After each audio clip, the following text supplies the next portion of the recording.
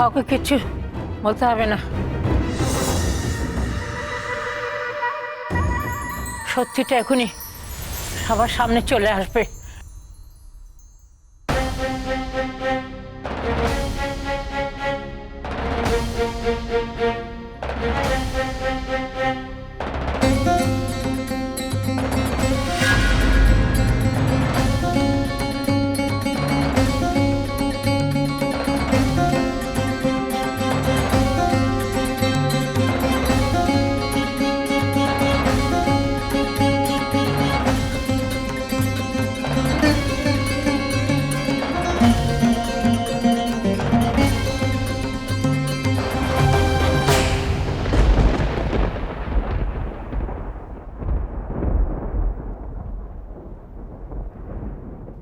রুবির মাথার দিব্যি দিয়ে বলো, তুমি এই কাজটা করেছো?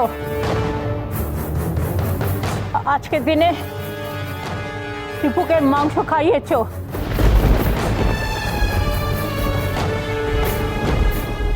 আমি জানি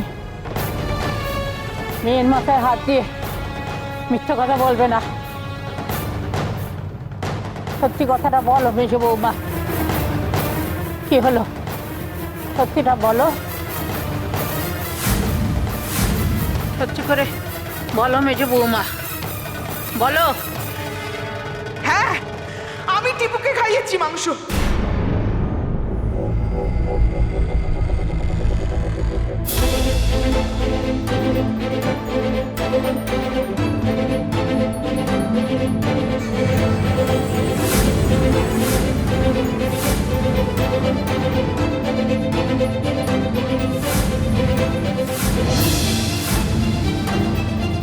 কি বলছো কি বন্যা?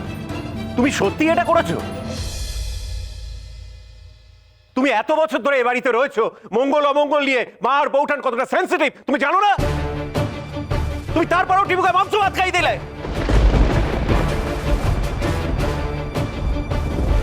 সব জানে, এ সব জানে, ইচ্ছে করে করেছে যাতে আমার মাথায় রক্ত চড়ে যায়।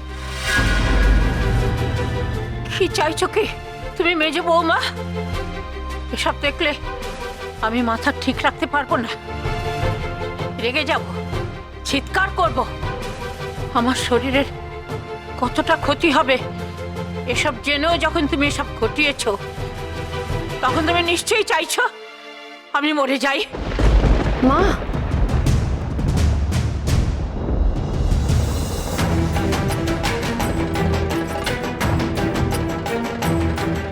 তাই চাই তো, তাই চাও তো? বলো বলো।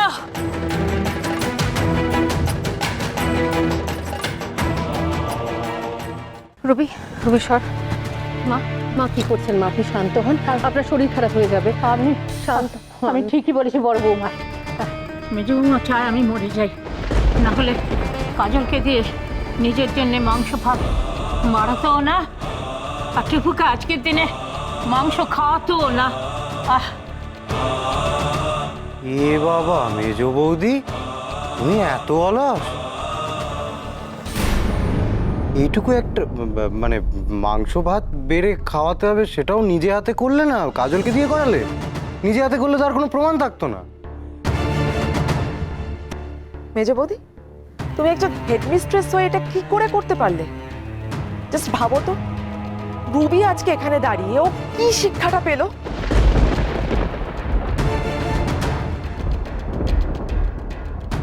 না রে পলা, ও কথা বলিস না। কোনো মাই তার সন্তানকে খারাপ শিক্ষা দিতে চান না।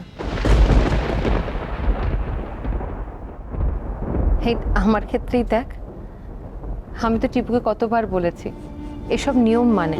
এই বয়স্ক মানুষটার মুখটার দিকে চেয়ে একটা দিন না হয় ভাত নাই বা খেলি। ফল, শরবত, মিষ্টি সব কিছুর তো আমি ব্যবস্থা করে রেখেছিলাম রে। তবে টিপু আমার কথা শুনলো? শোনে। অবশ্য তোদের দাদা তো বোধহয় এর জন্যও আমাকেই দোষ দেবে, তাই না? দোষ তো তোমার আছেই সই। তুমি যদি টিপুকে ভালো করে কনভিন্স করতে পারতে তাহলে ও খেতো না। তুমি তো শুধু নিয়ম নিয়ম করে গেছো। আর তাই জন্যই তো তুমি টিপুকে চোখে চোখে রাখতে পারো না, দ্যাট ইজ ফ্যাক্ট। আর ওই জন্য বন্যার পক্ষে ঠিক ঠিক বলেছো তুমি। বন্যাকে চোখ বন্ধ করে বিশ্বাস করেছি, এটা তো আমার দোষ বটেই। কেন আমি আমার ছোট যাকে, টিপুর মেজো কাকিমাকে চোখ বন্ধ করে বিশ্বাস করব বলো? করা তো একেবারেই উচিত না, তাই না? আসলে আমি ভাবতেও পারিনি বন্যা টিপুর সাথে এমনটা করতে পারে।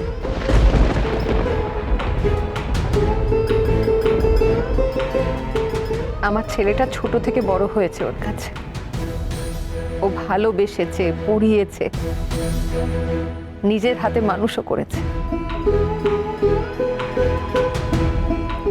সেই মানুষটা আজকে বিয়ের দিনে চাইবে আমার ছেলের অমঙ্গল হোক, এটা আমি কল্পনাও করতে পারিনি। এটা তো নিঃসন্দেহে আমারই দোষ, তাই না রে বন্যা?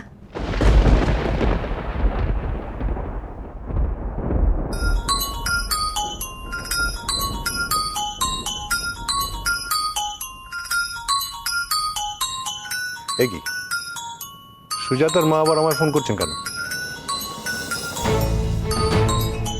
কিরে বুবাই, তোরা তো এই তথ্য দিয়ে ফিরলি, দেখা হয়নি ওনার সাথে? হ্যাঁ হলো তো, বড় বড় মিষ্টি খাওয়ালো। এত কথা কিসের? ফোনটা ধর না তাড়াতাড়ি। হ্যাঁ বলুন। এক্ষুনি আপনার মাকে ফোন দিন, আমার কথা আছে। মানে কি ব্যাপার, কি হয়েছে আপনি আমাকে বলুন না। যা বলার আপনার মাকেই বলবো। দেখুন মা খুবই অসুস্থ, আপনি আমাকে বলুন না কি বলার আছে আপনার। না, ওনার সাথেই কথা বলতে হবে। অসুস্থ তো আমরা হতে বসেছি আপনাদের কাণ্ডকীর্তি দেখে। দিন দিন ওনাকে ফোন দিন।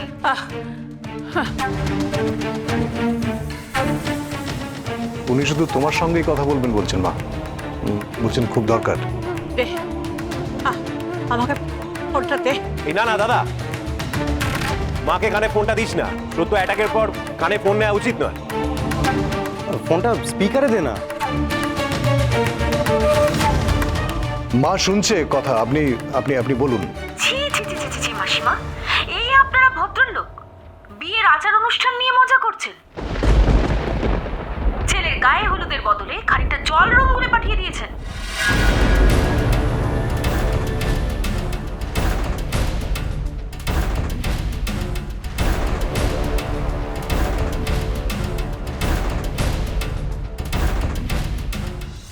কি পাঠানো হয়েছে?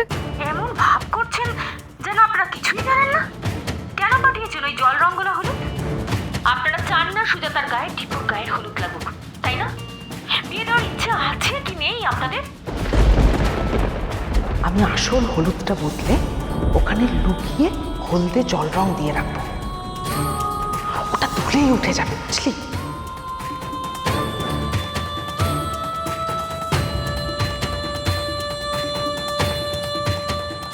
এবার কি বলবে সই?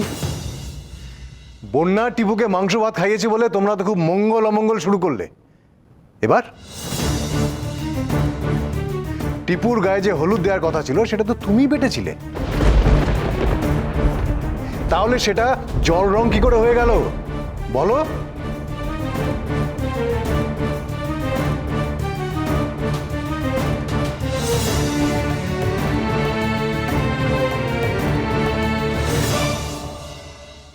কিছু তো দ্বিতীয় গুরুতে সে আসছে তো। থিঙ্গি আসবে? ঠাকুর যদি চান সে আসবে, কেউ আটকাতে পারবে না তাকে। জানিস উনি কত লড়াই করে নিজে পড়াশোনা করেন, এটা আমি আগে জানলে নিয়মের বাইরে গিয়েও তোকে আমি ওই ঠিকানাটা দিয়ে দিতাম রে। এটা বন্যারই কাজ, অন্য কেউ এটা করতে পারে না। অন্ত বিসহচরী